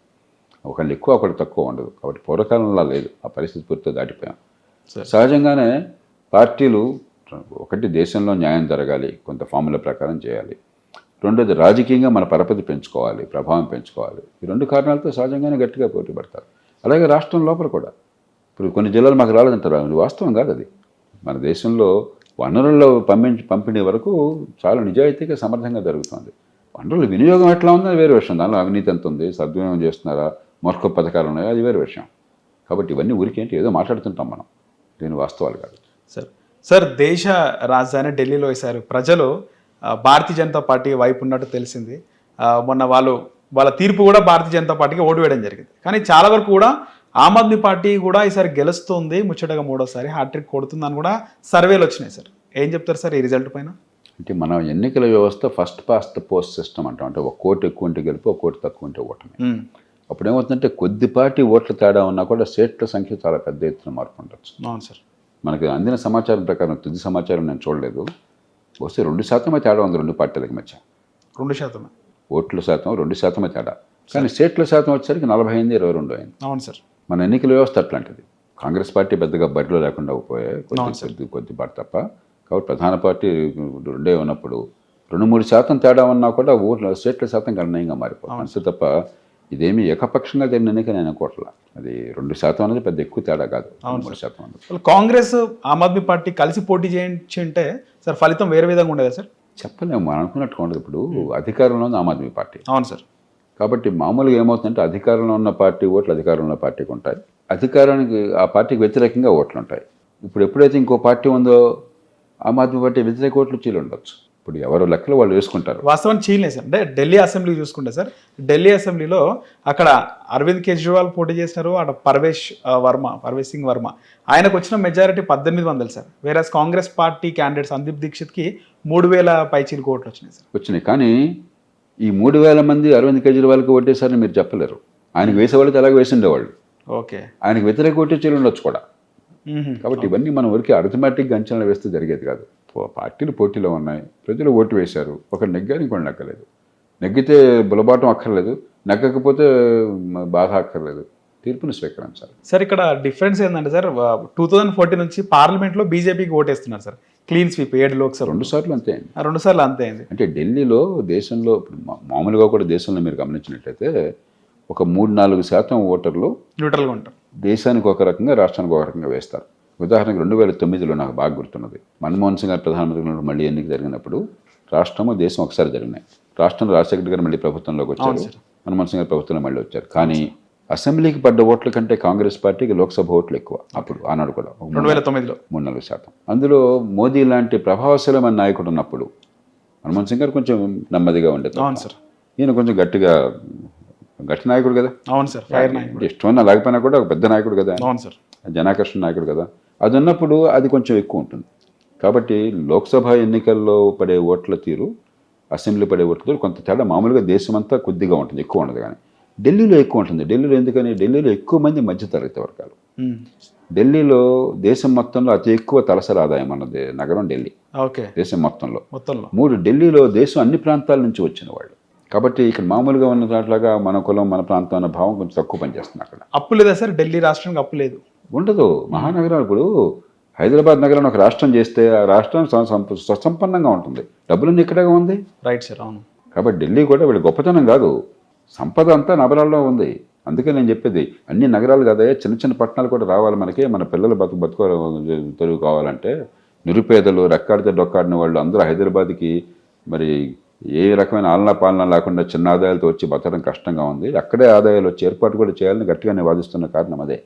అంత మహానగరాల్లోని సంపద డబ్బంతా అక్కడే ఉండిపోయింది అది. సార్ అలాగే ఆంధ్రప్రదేశ్ విషయానికి వస్తే, ఆంధ్రప్రదేశ్లో కూటమి ప్రభుత్వం పనితీరు ఏ విధంగా ఉంది సార్? అక్కడ అసలు రాష్ట్ర విభజన అప్పుడే ఎలాగైతే హైదరాబాద్ వల్ల తెలంగాణకి లాభం చేకూరిందో, హైదరాబాద్ పోవడం చేత ఆంధ్రప్రదేశ్ నష్టం చేకూరింది. ఆ పైన గత 5 ఏళ్లలో గత ప్రభుత్వం రేపన్నది లేనట్లుగా కనీసమైన బాధ్యత లేకుండా ఆర్థిక విషయాల్లో పూర్తిగా దివాళా తీసే ఏర్పాటు చేసింది. దాంతోపాటు పెట్టుబడులు, తెలంగాణలో ఏ పార్టీ ఉన్నా కూడా పెట్టుబడులు, భవిష్యత్తు, ఆర్థిక ప్రగతి దాని మీద ఎంతగానో దృష్టి పెడుతున్నారు. ఇందాక చెప్పాను మీకు. అది పూర్తిగా అసలు అభివృద్ధి అంటే అదేదో పెత్తందారులకు కావాల్సింది, పేదలకు కావాల్సింది కాదు. అభివృద్ధి అక్కర్లేదు, బటన్ నొక్కితే చాలని విచిత్రమైన రాజకీయాన్ని తీసుకొచ్చి నాశనం చేశారు. ఒక ఆర్థిక క్రమశిక్షణ లేక దివాళా తీశారు. అభివృద్ధికి ఊతమివ్వక భవిష్యత్తును నాశనం చేశారు. ఆ పరిస్థితుల్లో కూటమి వచ్చింది. కూటమి వచ్చినప్పుడు ఏం పొరపాటు చేశారు? అప్పటికే సంక్షేమం పూర్తిగా ఎక్కువైపోయి అభివృద్ధి పూర్తిగా కుంటుపడిపోయిన రాష్ట్రంలో సంక్షేమాన్ని మరింత రెట్టింపు చేస్తామని వీళ్ళు హామీలు ఇచ్చారు. అవును సార్. లేని డబ్బుతో, డబ్బులు లేవు. అవును సార్. సహజంగా ఆర్థికంగా తీవ్రమైన సంకటం ఉంటుంది. సూపర్ 6 తీవ్రమైన సంకటం ఆర్థికంగా ఉంటుంది. కానీ మేలు ఏంటంటే చంద్రబాబు నాయుడు గారికి కానీ పవన్ కళ్యాణ్ గారికి కానీ క్రెడిబిలిటీ ఉన్నది. చంద్రబాబు నాయుడు గారు గతంలో హైదరాబాద్ నగరం ఉమ్మడి ఆంధ్రప్రదేశ్లో ఇవాళ హైదరాబాద్ నగరం ఎట్లా ఉందంటే ఖచ్చితంగా ప్రధాన పాత్ర అయిందని అందరూ ఒప్పుకుంటారు. చంద్రబాబు నాయుడు పార్టీలు పక్కన పెట్టండి. గొప్పతనం ఏంటంటే దాన్ని రాజశేఖర్ గారు కొనసాగించారు. ఓకే. దాన్ని తర్వాత కాంగ్రెస్ ప్రభుత్వాలు కొనసాగించినాయి. దాని తర్వాత టీఆర్ఎస్ ప్రభుత్వం కొనసాగించింది. మళ్ళీ కాంగ్రెస్ కొనసాగిస్తుంది. కాబట్టి చంద్రబాబు నాయుడు గారికి దాని మీద ఆ నమ్మకం ఉంది. పెట్టుబడులు తీసుకొస్తారు, మౌలిక సదుపాయాలు బాగు చేస్తారని చెప్పని. కాబట్టి ఆర్థిక సంక్షోభం మాత్రం చాలా తీవ్రమైనది, దానిలో అనుమానం లేదు. తీవ్రమైన సంక్షోభము. దాన్ని గుర్తించాలి. పార్టీలకు అతీతంగా ప్రజలంతా కలిసి రావాలి. ఒక్కరోజు దాని నుంచి బయటపడేది లేదు. అదే సమయంలో అభివృద్ధికి ఢిల్లీ నుంచి నిధుల కొరత ఉండదు. నిజమైన అభివృద్ధికి, పెట్టుబడులకి, పోలవరం ప్రాజెక్ట్ కావచ్చు, జాతీయ రహదారులు కావచ్చు, రాజధాని నిర్మాణం కావచ్చు, పెట్రో కారిడార్ కావచ్చు, పారిశ్రామికీకరణ కావచ్చు, దాన్ని సద్వినియోగం చేసుకోవాలి. క్రమక్రమంగా ఆర్థిక భారం నుంచి బయటపడేందుకు జాగ్రత్తగా ఏర్పాట్లు చేసుకోవాలి. సార్ వైసీపీ పరిస్థితి ఏమంటారు సార్? వైసీపీ పని అయిపోయినట్టేనా సార్ ఆంధ్రప్రదేశ్లో? ఏ పార్టీని మీరు అట్లా అనుకోకూడదు. ఉదాహరణకి ఢిల్లీలో ఆమ్ ఆద్మీ పార్టీ ఓడిపోయింది, 22 సీట్లు వచ్చినాయి. అవును సార్. పని అయిపోయినట్టు 2% ఓట్ల తేడా. ప్రజాస్వామ్యంలో రాజకీయ శూన్యత ఉండదు. ఇప్పుడు ఉదాహరణకి ఢిల్లీలో కాంగ్రెస్ పార్టీ చాలా గట్టిగా సంస్థాగతంగా బలపడి ఆప్ పార్టీ బలం అంతా వారు తీసుకుని అప్పుడు ఆప్ పార్టీ పతనం కావచ్చు, అప్పుడు వాడు ప్రధాన ప్రతిపక్షం కావచ్చు. అలా అవుతుంది. కానీ ప్రతిపక్షం లేకుండా ఉంటుంది అక్కడ. ఎవరు లేకపోతే మిమ్మల్ని తీసుకొస్తారు ప్రతిపక్షంగా. కాబట్టి ఇక్కడ కూడా మీకు వైకాపాకి 40% ఓట్లు వచ్చినాయి. మీరు మర్చిపోతున్నారు అది. వైసీపీకి నేను మొట్టమొదటి నుంచి చెప్పాను, ఎవరు నెగ్గినా ఎవరు నెగ్గకపోయినా వైసీపీకి 40% ఓట్లు గ్యారంటీగా ఉంది. ఎందుకంటే సంక్షేమాన్ని పకడ్బందీగా అమలు చేశారు, దానిలో అనుమానం లేదు. కానీ అది తప్ప ఇంకేమీ చేయాలి. బటన్ ఒకటి తప్ప ఇంకా పరిపాలన లేదనుకున్నారు. దివాళా తీసే పద్ధతులు, అవినీతి, గోండాగిరి ఇవన్నీ వచ్చినాయి. కానీ సంక్షేమ విషయంలో బ్రహ్మాండంగా చేశారు. 40% ఓట్లు ఉన్నాయి వాళ్ళకి. కాబట్టి ఒక ప్రధాన ప్రతిపక్షం 40% ఓట్లు ఉన్నప్పుడు మూడో పార్టీ పెరిగే పరిస్థితి కనిపించినప్పుడు కాంగ్రెస్ పార్టీ పెరిగింది అనుకోండి ఆంధ్రప్రదేశ్లో. సార్ దీన్ని అవకాశంగా తీసుకుని మరి రకరకాల వ్యూహాలతో ఈ వైసీపీ ఓట్లందరినీ ఆకట్టుకున్నారనుకోండి, అప్పుడు పరిస్థితి వేరుగా ఉంటుంది. అదేం కనిపించట్లా. కాబట్టి మీరు ఏ పార్టీని కూడా అది అంతరించిపోతుందని కూడా పొరపాటు అవుతుంది. సార్ అలాగే తెలంగాణ రాష్ట్రంలో 4th సిటీ నిర్మాణమే ధ్యేయంగా కాంగ్రెస్ ప్రభుత్వం ముందుకెళ్తుంది సార్. అది ఈ 4 ఏళ్ల లోపు సాధ్యమయ్యే అవకాశం ఉందంటారా సార్? ఇప్పుడు ఒక్కరోజు జరగకపోవచ్చు, కానీ మంచి పథకాలు వేస్తే కాలక్రమేణా భవిష్యత్తు జరుగుతుంది. కానీ నా ఆందోళన ఏమిటంటే అంతా హైదరాబాద్ చుట్టుపక్కల ఆలోచిస్తున్నారు. మంచిదే, మనంతా హైదరాబాద్లో ఉన్నాం. అవును సార్. అంటే ఇక మిగతా తెలంగాణలో ఉన్న వాళ్ళంతా కూడా చిన్న అల్పాదాయంతో 10,000 12,000 రూపాయల ఆదాయం వాళ్ళంతా కూడా హైదరాబాద్ పట్టుకు రావాలా? నిలబడి లేకుండా ఇక్కడ దుర్భర దారిద్ర్యంలో బతకాలా? ఎక్కడో కొంప ఒక చోట ఉండి 15 కిలోమీటర్ల రోజు ప్రయాణం చేసి 10,000 కోసం పనిచేయాలా? ఒక్కరోజు పని లేకపోతే పస్తులు ఉండాలా? ఒక్కరోజు జబ్బు చేస్తే సంక్షోభం రావాలా? ఆలనా పాలనా లేకుండా?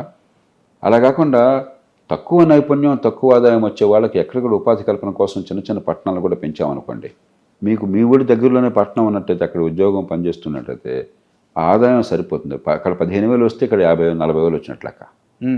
అక్కడ ఆలనా పాలన ఉంటుంది, మీకు తెలిసిన వాళ్ళు, బంధువులు, మిత్రులు, తెలిసిన వాతావరణం ఉంటుంది. మూడోది కుటుంబంతో కలిసి బతకగలుగుతాం. అవును సార్. ఇక్కడ ఒంటరిగా బతకాల్సి వస్తుంది. కాబట్టి ఎంతసేపటికి మనకు భూములు ఉన్నాయి కాబట్టి, మన ఇళ్ళు ఉన్నాయి కాబట్టి, మనం ఇక్కడ ఉంటున్నాం కాబట్టి ఈ హైదరాబాద్ ఒక్కటే అనుకుంటే హైదరాబాద్ని బాగు చేయాలి, హైదరాబాద్ని బాగా గర్వించేట్టుగా అభివృద్ధి చేయాలి. కానీ దాని మిగతా ప్రాంతాన్ని ఎలా చేయకూడదు. దీంతోపాటు ఎక్కడికక్కడ చిన్న పట్టణాల అభివృద్ధి, తక్కువ నైపుణ్యం ఉన్నవాళ్ళు ఈ లేబర్ ఇంటెన్సివ్ ఇండస్ట్రీస్లో ఉపాధి కల్పన కోసం అక్కడ 15,000-20,000 వచ్చినా కూడా బ్రహ్మాండంగా వచ్చినట్లు లెక్క. అలాంటి ఉపాధిని పెంచే ఏర్పాటు గ్రామాలకు దగ్గరగా ఉన్న పట్టణాల్లో చేసి పట్టణీకరణ నమూనా మారకపోతే అంతా హైదరాబాదు అది మంచిది కాదు. సార్ అలాగే తెలంగాణలో 10 మంది బీఆర్ఎస్ ఎమ్మెల్యేలు కాంగ్రెస్ పార్టీలో చేరడం జరిగింది. ఇప్పుడు వాళ్ళు న్యూట్రల్గా ఉండిపోయారు సార్. వాస్తవానికి ప్రభుత్వానికి వ్యతిరేకంగా మాట్లాడుతున్నారు మహిపాల్ రెడ్డి కానీ, దానం నాగేందర్ కానీ. కోర్టు కూడా, సుప్రీంకోర్టులో కూడా చాలా ఫైట్ నడుస్తుంది సార్. ఏం చెప్తారు? 10 మంది ఎమ్మెల్యేలకు సంబంధించి ఉప ఎన్నిక రాష్ట్రంలో రాబోతుంది అంటారా? అది నేను చెప్పలేను. మనకి ఏమైందంటే పార్టీ ఫిరాయింపు నిషేధ చట్టం అనేది పేరుకు పెట్టినా కూడా అధికార పార్టీలోకి ఫిరాయిస్తే ఏమీ కాకుండా చూసుకున్నారు. ఎందుకంటే స్పీకర్ చేతుల్లో అధికారాలు. అవును సార్. స్పీకర్ అధికార పార్టీకి చెందిన ఆయన. ఇవన్నీ కూడా నిజంగా మీరు చట్ట ప్రకారం చేయాలంటే, రాజ్యాంగ ప్రకారం చేయాలంటే 3 నిమిషాల్లో చేయొచ్చు. కానీ 3 ఏళ్ళు పోయినా, పదవి కాలం పూర్తయినా కూడా జరగకుండా చూస్తుంది. ఈలోపు ఎన్నికలు అయిపోతే జనం మర్చిపోతారు, మళ్ళీ ఎలక్షన్కి వెళ్తారు. అలా అయిపోతుంది. అందుకనే నిజంగా దీన్ని అమలు చేయాలన్నట్టయితే మామూలుగా మిగతా అనర్హత ఉందనుకోండి, ఉదాహరణకి నేరస్తులుగా శిక్ష పడింది, లేకపోతే దివాలా తీశారు, ఐపీ పెట్టారు, లేకపోతే మరొకటి, ఇలాంటి కారణాలు ఉన్నట్టయితే రాజ్యాంగం ఏం చెప్పిందంటే ఎన్నికల సంఘం నివేదిక ఆధారంగా ఎమ్మెల్యే అయితే రాష్ట్ర గవర్నరు, ఎంపీ అయితే దేశ రాష్ట్రపతి ఆయన తొలగిస్తారు వాళ్ళని చెప్పారు. ఎన్నికల సంఘం ఇచ్చిన నివేదిక శిరోధార్యము అని చెప్పారు. ఆ రకంగా పెడితే అప్పుడు న్యాయం జరుగుతుంది. అది ఎలాగో పెట్టే ఆలోచన లేదు. కాబట్టి ఈ లోపల రాజకీయంగా వాళ్ళ బలవన్నతగా నడుపుతూ ఉంటారు. 4 ఏళ్ళు కూడా గడిచిపోతాయి అంటారు సార్. ఇక 4 ఏళ్ళు గడుస్తుందో కాదు, చూద్దాం ఏమవుతుందో. కానీ చాలా చోట్ల మన అనుభవం ఏంటంటే పెద్దగా ఈ పార్టీ ఫిరాయింపు నిషేధం కాగితం మీదే కానీ ఇంతవరకు పనికొచ్చిన దాఖలాలు లేవు. పార్టీ ఫిరాయింపులు ఆగిన దాఖలాలు కూడా లేవు.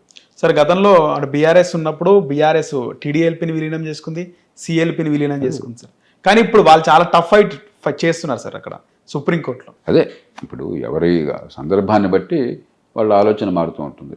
నీవు నేర్పిన విద్య నిర్దాక్షిణ్యం వీళ్ళు అంటారు, మేము ఇంకో రకంగా చేసాం, మీరు అన్యాయం చేశారని వాళ్ళు అంటారు. ఇది మామూలు. సార్ బీఆర్ఎస్ మొన్న లోక్సభ ఎన్నికలకు సంబంధించి బీఆర్ఎస్కు చాలా చోట్ల మెజారిటీ కోల్పోయింది సార్. కాంగ్రెస్ వర్సెస్ బీజేపీగా ఉండే. అలాంటిది బీఆర్ఎస్ మళ్ళీ పుంజుకుంది, చాలా యాక్టివ్గా. ఒకవైపు కవిత, మరోవైపు కేటీఆర్. నేను చూస్తే కవిత కేసీఆర్ పాలన ఐఫోను, రేవంత్ రెడ్డి పాలన చైనా ఫోన్ అని చెప్పి ఆమె కామెంట్ చేసింది.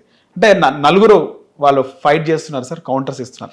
వేరాజ్ కాంగ్రెస్లో రేవంత్ రెడ్డి ఒక్కరే కౌంటర్ ఇస్తున్నారు. వ్యక్తిగతమైన రాజకీయాల్లోకి అవన్నీ వాళ్ళు పార్టీ వ్యూహాలు వాళ్ళు చూస్తుంటారు, నాకు అనవసరం. కానీ మనం గుర్తించాల్సింది ఏంటంటే సార్, మన ప్రజాస్వామ్యంలో, మన ఎన్నికల వ్యవస్థలో ప్రధానంగా 2 పార్టీలకే స్థలం ఉన్నది. అందుకే నేను అసెంబ్లీ ఎన్నికల ముందు చాలా స్పష్టంగా మళ్ళీ చెప్పాను, నిజమైన పోటీ జరుగుతోంది టీఆర్ఎస్కి ఇంకో పార్టీకి మధ్య కాదు, కాంగ్రెస్కి బీజేపీకి మధ్య. ఏ పార్టీ రెండో పార్టీకి నిలబడితే వాళ్ళు ప్రధాన ప్రతిపక్షం అవుతారు, అప్పుడు ఎన్నిక టీఆర్ఎస్కి వాళ్ళకి మధ్య అవుతుంది. అప్పుడు మొదట్లో కొంతకాలం పాటు బీజేపీ అనిపించారు ఉప ఎన్నికల వాటిలో. అవును సార్. కానీ జనరల్ ఎలక్షన్ వచ్చేసరికి బీజేపీ వెనక్కి వెళ్ళింది. అవును సార్. ప్రజల మనసులో కాంగ్రెస్. కాబట్టి ప్రధాన పోటీ కాంగ్రెస్కి. అలా ఇప్పుడు కూడా కాంగ్రెస్ అధికారంలో ఉంది. అవును సార్. ప్రధాన పోటీ జరగబోయేది ముందు మొట్టమొదటి స్థాయిలో పోటీ బీజేపీకి, టీఆర్ఎస్కి, లేదా బీఆర్ఎస్కి మధ్య. అంటే ప్రజల దృష్టిలో రెండో పక్షం ఎవరని. అప్పుడు ఆ తర్వాత ఎవరైతే రెండో పక్షంగా వస్తారో కాంగ్రెస్కి వాళ్ళకి మధ్య పోరాటం జరుగుతుంది. సహజంగానే ఎవరి ప్రయత్నాలు వాళ్ళు చేసుకుంటారు. Okay sir. సార్ ఫైనల్గా రాష్ట్రంలో రీసెంట్గా జరిగిన ఒక చిలుకూరు బాలాజీ టెంపుల్లో ప్రధాన అర్చకుడు రంగరాజన్ పైన హిందూ ముసుగులోనే వెళ్ళి వాళ్ళు బెదిరించడము, వాళ్ళ సైన్యంలో చేరాలి అని చెప్పి ఆయన పైన కొంచెం భౌతికంగా కూడా దాడి చేయడం జరిగింది సార్. మీరు కూడా చూసిండొచ్చు. ఇప్పుడు ఇవాళ పేపర్లో కొంచెం హెడ్డింగ్ చూశాను నేను, నాకు వివరం తెలియదు. సార్ ఖచ్చితంగా హింసను ఎవరు ఏ సందర్భంలో ప్రయోగించినా కూడా దాన్ని మనం తీవ్రంగా నిరసించాలి. ప్రజాస్వామ్యంలో హింసకి తావులేదు. ఒకవేళ మీకేమన్నా ఆందోళన ఉన్నా కూడా, అభిప్రాయ భేదాలు ఉన్నా కూడా, నాకు తెలియదు ఇక్కడ విషయం ఏంటో కూడా. సార్ అంబేద్కర్ చాలా స్పష్టంగా చెప్పారు, ప్రజాస్వామ్య రాజ్యాంగం వచ్చిన తర్వాత ఓటు హక్కు, వాక్ స్వాతంత్రం, వాటి ద్వారా మీరు అభిప్రాయ భేదాలని మనం పరిష్కరించుకోవాలి. కానీ హింసకి, ఆటంకానికి, బంధులకి, రస్తారోకోలకి ప్రజాస్వామ్యంలో తావు లేదు. కాబట్టి దాన్ని ఏ రకమైన బేషరతుగా నిస్సందేహంగా మనం గ్రహించాలి అలాంటి సంఘటనలన్నింటినీ కూడా. ఇక ఈ సందర్భంలో నాకు విషయం ఏంటో తెలియదు సార్, అంతకని చెప్పలేను సార్. 2009 ఎన్నికలు అవి చాలా స్పెషల్ ఎన్నికలు అని చెప్పుకోవచ్చు సార్. ఎందుకంటే అవి ఉమ్మడి రాష్ట్ర చివరి ఎన్నికలు సార్. ఆ ఎన్నికల్లోనే మొట్టమొదటిసారి మీరు అసెంబ్లీకి వెళ్ళారు, మెగాస్టార్ చిరంజీవి గారు అసెంబ్లీకి వెళ్ళారు, ప్రస్తుత ముఖ్యమంత్రి రేవంత్ రెడ్డి కూడా మొట్టమొదటిసారి అసెంబ్లీకి వెళ్ళారు సార్. ఆ రోజు అసెంబ్లీ వాతావరణం ఏ విధంగా ఉండే సార్? అప్పుడు రెండు రకాలుగా, అప్పుడు తెలంగాణ ఉద్యమం ఉద్ధృతిలో ఉన్నది. రాజశేఖర రెడ్డి గారు పోగానే, రాజశేఖర రెడ్డి గారు ఉన్నంతకాలం ఒక రకంగా ఉండేది, కొద్ది కాలమే ఉన్నది. మంచి అధికార పక్షం ప్రతిపక్షం తీవ్రమైనటువంటి ఉండేది. ఆయన పోయిన తర్వాత ఎప్పుడైతే తెలంగాణ ఉద్యమం బాగా ముందుకు వచ్చిందో, ఆ ఉద్యమం కారణంగా సగం రోజుల పాటు అసెంబ్లీ నడవాల సరిగ్గా, సగం రోజులు, మిగతా సగం రోజులు బాగా నడిచింది. మళ్ళీ ఉదాహరణకి కొన్ని ప్రశ్నలు నేనే లేవనెత్తినప్పుడు దాని మీద 4-5 గంటలు చర్చ జరిగేది, ఇప్పుడు పార్టీలకు అతీతంగా, ప్రాంతాలకు అతీతంగా. కానీ చాలా సందర్భాల్లో వెంటనే గొడవ అవడం అలా ఉండేది. రెండోది, ఉన్నంత మేర ఖచ్చితంగా ఒక ప్రమాణంలో కొంత చర్చ, కొంత పార్టీల మధ్య కొద్దిగా అభిప్రాయ భేదాలను కూడా సామరస్య వాతావరణము, కొన్ని నిబంధనలు పాటించడం ఉండేది. మరి బస్తీ మీద తొడగొట్టి అది అప్పుడు కూడా కొంత ఉంది, కానీ అది ఉన్న కొద్దిగా చెడిపోతుంది. పరుషమైన పదజాలం వాడటం, ఒకరినొకరు అవమానించుకోవటం, బూతులు తిట్టుకోవటం, అది ఉన్న కొద్దిగా ఎక్కువ అవుతుంది. అనుకున్నారా సార్ ఇప్పుడు ముఖ్యమంత్రి అంటే రేవంత్ రెడ్డి ఈ స్థాయికి వస్తాడు అని అనుకున్నారా సార్ ఆయన మాట్లాడేటప్పుడు? కానీ రేవంత్ రెడ్డి గారు మొదటి నుంచి కూడా చాలా ఏమైనా డైనామిక్ పర్సన్, బాగా అంబిషన్ ఉన్న మనిషి, కష్టపడే మనిషి, నాయకత్వాన్ని కోరుకున్న మనిషి. కాబట్టి రేవంత్ రెడ్డి లాంటి వాళ్ళు రాజకీయంగా ఎదుగుతారన్న విషయంలో ఎవరికి పెద్ద అనుమానం లేదు. సరే, ఎవరు ఏ పదవిలోకి వస్తారని ఖచ్చితంగా ఎవరు అంచనా వేయలేరు. Right sir. కానీ ఆయన ఏదో మామూలుగా కూర్చున్న మనిషి కాదు, ఆనాడే స్పష్టంగా అది అర్థమవుతుంది. వాస్తవానికి ప్రభుత్వానికి అంటే రేవంత్ రెడ్డి అన్నిటికీ ఆయన కౌంటర్ ఇచ్చుకుంటూ పోతున్నాడు సార్. మంత్రులందరూ ఎప్పుడో ఒకసారి రియాక్ట్ అవుతున్నారు. వాస్తవానికి అందరి అనుకుంటున్న మాట ఏంటంటే రేవంత్ రెడ్డికి పాలన చేతనవ్వట్లేదు, ఆయనకు అనుభవం లేదు అంటున్నారు సార్. మీరేమైనా భవిష్యత్తులో కానీ ప్రభుత్వానికి ఏమైనా మీకున్నటువంటి అనుభవాన్ని షేర్ చేసే అవకాశం ఉంటుందా సార్? రోజు నేను చేస్తున్నా కదా ఇప్పటికి, అంటే నేరుగా సార్. ముఖ్యమంత్రి గారికి, ఏ ముఖ్యమంత్రి కూడా అనుభవం, రాజకీయంలో ఉన్న వాళ్ళని తక్కువగా అంచనా వేస్తాం. మీకు చాలా తెలివితేటలు, ఎంతో కొంత సమాజం పట్ల అవగాహన, కొంత మమకారం, మంచరగాల కోరిక, అన్ని వర్గాలను కలిగిపోయే శక్తి లేకపోతే రాజకీయంలో ఇంతకాలం నిలదొక్కుకోలేరు ఎవరు కూడా. రాజకీయం బయట ఉన్న వాళ్ళు చాలా తేలిగ్గా వీళ్ళు చాలా ఏం తెలియదు, చదువు లేదు, వాళ్ళకి బుర్ర లేదు అంటే అనుకుంటారు. ఇది వాస్తవం కాదు. ముందు మనకు కొంచెం రాజకీయ పార్టీలో అభిప్రాయ భేదాలు ఉండొచ్చు, వాళ్ళు చేసిన దాన్ని తప్పు చేస్తే విమర్శించవచ్చు, నేను విమర్శిస్తాను. కానీ రాజకీయాన్ని చులకనగా చూడద్దు. రేవంత్ రెడ్డి గారు 2009 ఎన్నికయ్యారు. అవును సార్. అప్పటి నుంచి అసెంబ్లీలో, లోక్సభలో ఎన్నికవుతూనే ఉన్నారు. అవును సార్. మరి ఆయన పార్టీ కాకుండా కాంగ్రెస్ పార్టీలోకి వెళ్ళి నాయకత్వాన్ని తీసుకున్నారు, ఎన్నికల్లో గట్టిగా పోరాడారు, ప్రజల మద్దతు పొందారు. వీళ్ళందరినీ మీరు చులకనగా అనుకుంటే ఎట్లాగా? వాళ్ళకి ఏం అసలు అవగాహన ఉండదు, వాళ్ళకి ఏం తెలియదు అనుకుంటే ఎట్లాగా? ఏ పార్టీ అయినా సరే. కాబట్టి మనం కొంచెం ప్రజాస్వామ్యంలో ఎన్నికైన నాయకుల పట్ల గౌరవంతో ప్రవర్తించాలి. రెండోది, కాంగ్రెస్ పార్టీలో జాతీయ స్థాయిలోనేమో అందరూ ఒకే కుటుంబానికి, ఒకే వ్యక్తికి పట్టం కడతారు. రాష్ట్రాల్లో మళ్ళా గొల్లలు పడతారు. అది పెద్ద కొత్త లేదు. అది ఇప్పుడు ఎలా ఉందో నాకు తెలియదు, అవే ఉండుంటాను, నాకు తెలియదు.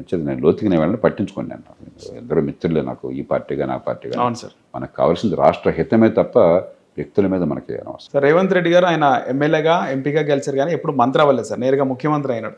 సో ఆయన పాలన ఏ విధంగా ఆయనకు సాధ్యమవుతుంది సార్? ఆయన మోదీ గారు డైరెక్ట్గా ముఖ్యమంత్రి అయ్యాడు. ఆయన మోదీ గారు ఎమ్మెల్యే అవడంతో ముఖ్యమంత్రి అయ్యాడు, ఎంపీ అవుతుంటే ప్రధానమంత్రి అయ్యాడు.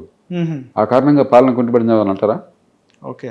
ఎన్టీ రామారావు గారు డైరెక్ట్గా ముఖ్యమంత్రి అయ్యారు. అవును సార్. కాబట్టి ఖచ్చితంగా అనుభవం అంటే కొంత ఉపయోగం ఉంటుంది, కానీ నాయకత్వ లక్షణాలు ఉండాలి తప్ప అవగాహన, సమాజం పట్ల అవగాహన, నాయకత్వ లక్షణాలు, మరి 10 మందిని కలుపుకుపోయేటువంటి శక్తి సామర్థ్యాలు అవి చూడాలి. కానీ అవి డైరెక్ట్గా అయినారా అనుభవం ఉందా అన్నది అది కొంత ఉపయోగపడుతుంది కానీ అదంత ముఖ్యం కాదు. సార్ చివరిగా మీరు స్థాపించినటువంటి లోక్సత్తా పార్టీ మళ్ళీ భవిష్యత్తులో ఈ స్థానిక సంస్థల ఎన్నికల్లో అయినా ఏమైనా పోటీ చేసే అవకాశం ఉందా సార్? నేను ఎందుకు పార్టీ పెట్టామో చెప్పాను, ఎందుకు ఎన్నికల్లో పోటీ చేస్తున్నామో చెప్పాను, ఎందుకు ఎన్నికల్లో పోటీ మానుకున్నామో కూడా చెప్పాను. దీనిలో ఎక్కడ రహస్యం కానీ కుట్రలు కానీ ఉండవు. లోక్సత్తా పార్టీ పెట్టినప్పుడు నాకు తెలుసు అధికారం అసాధ్యమని. ఎందుకంటే మన ఎన్నికల వ్యవస్థలో 3వ పార్టీకి దాదాపు అసాధ్యం. ఆప్కి ఢిల్లీలో అధికారం రావడం అనేది, తర్వాత పంజాబ్ రావడం అనేది సాధారణ విషయం కాదు. అది కొన్ని అసాధారణ పరిస్థితుల వల్ల, అక్కడున్న ప్రత్యేక పరిస్థితుల వల్ల. రెండోది చాలా సమర్థులైన వాళ్ళు చాలామంది అక్కడ ఢిల్లీలో దీనికి సిద్ధపడి అవును సార్ పార్టీలో పనిచేయడానికి సిద్ధపడ్డారు. నడిచారు. ఆ పరిస్థితుల నేపథ్యంలో వచ్చింది. అది చాలా సాధారణమైన సంఘటన. అది జరగదు అంత తేలిక, నాకు తెలుసు ఆ సంగతి. కానీ నేను ఆశించింది ఏమిటంటే 10% మంది ఓట్లు వేస్తారు నిలకడగా. ఆలోచించేవాళ్ళు, యువత, మధ్యతరగతి, కాస్త ఈ కులాలు, పార్టీలు, పక్షపాతాలు పక్కన పెట్టి దీర్ఘకాల భవిష్యత్తు కోసం ఓటేస్తారు. నిలకడగా 10% ఓట్లు వేస్తే చాలు. దాన్ని ఎలా మార్పుగా మార్చాలో నాకు తెలుసు. కానీ అనుభవం ఏమైంది? 2% ఓట్లే పడ్డాయి. హైదరాబాద్లో 9-10% ఓట్లు వచ్చినాయి. కానీ గ్రామీణ ప్రాంతాల్లో 1% వచ్చింది. మొత్తం మీద 2% ఓట్లు వచ్చినాయి. 2% ఓట్లు చాలు. మీరు ప్రధాన రాజకీయ పార్టీలను ఆలోచనింపజేసి అరే ఈ మార్పు జరగకపోతే మునిగిపోతామనే భావం కలగాలి. ఈ మార్పు జరగకపోతే దేశం నష్టపోతుందని అర్థం కావాలి. అది రావాలంటే 10% ఓట్లు వస్తే ఖచ్చితంగా సరిపోతాయి. కానీ ఇంకెక్కువ వస్తే మంచిదే. ఆంధ్రప్రదేశ్లో అదే జరిగింది. ఉమ్మడి ఆంధ్రప్రదేశ్లో, తమిళనాడులో, కర్ణాటకలో, మహారాష్ట్రలో, దేశంలో వివిధ ప్రాంతాల్లో చాలా అద్భుతంగా పోరాడారు లోక్సత్తా కార్యకర్తలు. కానీ ఎక్కడ చూసినా కూడా అంతకంటే ఎక్కువ కనిపించట్లా. ఉదాహరణకు ఆప్ ఉంది. కర్ణాటకలో పోటీ చేస్తే లోక్సత్తాకు వచ్చిన ఓట్లలో 5వ వంతు వచ్చినాయి వాళ్ళకి. కాబట్టి 3వ పార్టీ అందులో డబ్బు హంగు లేకుండా, ప్రచారం లేకుండా, డబ్బులు పంపిణీ లేకుండా, అబద్ధాలు ఆడకుండా మీకు ఓట్లు రావడం అంత ఆషామాషి కాదు. అది లేనప్పుడు ఈ ప్రయాస వృథా. అదే ప్రయత్నాన్ని ఇప్పుడు నేను ఆనాడు ఈనాడు నాకు తేడా లేదు. ఎన్నికైనా ఎన్నిక కాకపోయినా నా ప్రయత్నం అదే, నా పోరాటం అదే, నా భాష అదే. నేనాడు మరి ఇదే బట్టలు వేసుకున్నాను, ఇదే భాష మాట్లాడి, ఇదే పనులు చేశాను. నేను దేశంలో మార్పు కోసం చేస్తుంది. ఎన్నికల్లో వల్ల ఫలితం ఈ పద్ధతికి లేనప్పుడు మిగతా పద్ధతుల్లో చేద్దాం. కానీ ఆ రోజుల్లో చాలా మంది మీ వెంట నడవడానికి సిద్ధపడ్డారు సార్. అవే ఉండే ఇప్పటికి కూడా. నాకంటే మీరు చెప్పాలి ఏ విషయం మీద నిజం ఎవరు చెప్తున్నారు, పనికొచ్చేది ఎవరు చెప్తున్నారు అన్న ప్రశ్న అడిగితే బహుశా ఎవరికి మెజారిటీ వస్తుందో రాష్ట్ర ప్రజలకు తెలుసు. అవును సార్. అది వేరు, ఓటు వేరు. మనం కన్ఫ్యూజ్ అవుతున్నాం. ముఖ్య నాయకులు ఎవరైనా అప్పట్లో మిమ్మల్ని ఫాలో అవ్వడం ఇలాంటివి జరిగినాయి సార్ 2009లో? పేర్లు అనవసరం. చాలా మంది ముందుకు వచ్చారు మంచి ఉద్దేశంతో. కొంతమంది కలిసి నడిచారు, కొంతమంది వెనక్కి వెళ్ళిపోయారు వాళ్ళ కారణాలు. ఇవన్నీ పేరు నేను ఎప్పుడు ఇలాగా పేర్లు బయట పెట్టి ఇంకోటి ఇబ్బంది పెట్టి ఆ రకమైన మనిషిని కాదు. నాకు అర్థం కాదు. Right sir. ఎవరి నిర్ణయాలు వారు తీసుకుంటారు. కానీ మనం అర్థం చేసుకోవాల్సింది ఏంటంటే, ఇందాక చెప్పాను ఒక మాట, ప్రజల్లో నమ్మకం ఉండటం వేరు, ఓటు పడడం వేరు. మన దేశంలో ఓటు వేయాలంటే సామాన్యుడు చాలా ప్రలోభాలకు గురవటం ఒకటి.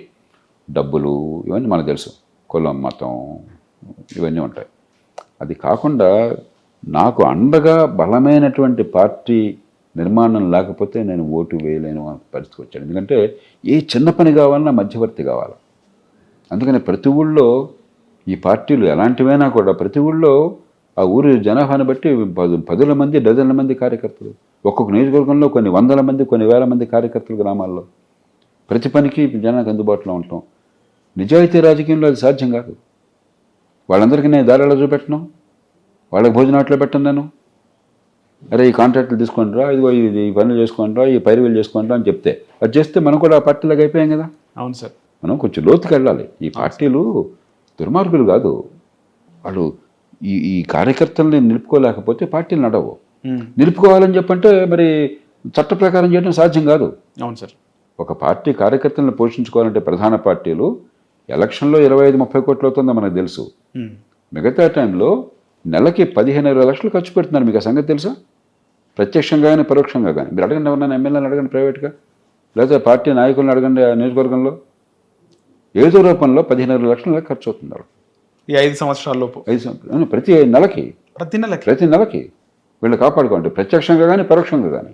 20 లక్షలు. రాజకీయం అంత కష్టం అయిపోయింది. అది పార్టీ పని కాకూడదు. ఎప్పుడైతే స్థానిక ప్రభుత్వాలు నాశనం అయిపోయినాయో, ఎప్పుడైతే పరిపాలన యంత్రాంగం ప్రజల కోసం పనిచేయడం ఆగిపోయిందో కొన్ని విషయాల్లో తప్ప, పార్టీలు ఆ భారాన్ని మోస్తున్నాయి, ఆ పాపాన్ని మోస్తున్నారు వాళ్ళు.